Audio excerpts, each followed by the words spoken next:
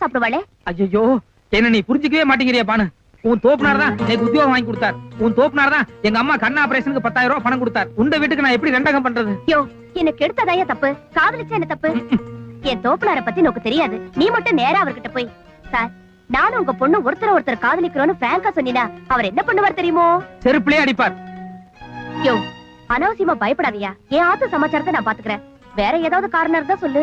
வேற காரணம்? வீடு உத்தியோகம்னு பல பிரச்சனை இருக்கே பானு. நிச்சயமா உனக்கு என்ன விட பெட்டரான மாப்பிளை கிடப்பா. தயவு செஞ்சு என்ன விட்டுரு. யோ, புரியாம பேசாதயா. நோக்கு என்னையா குறைச்சல்?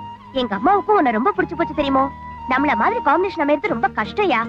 படிப்புக்கு படிப்பு இருக்கு, பர்சனாலிட்டிக்கு பர்சனாலிட்டி இருக்கு. நோக்கும் கண்ணாடி நேக்கும் கண்ணாடி. நேக்கு இந்த பிராமண மாப்பிளை தான் வேணும்.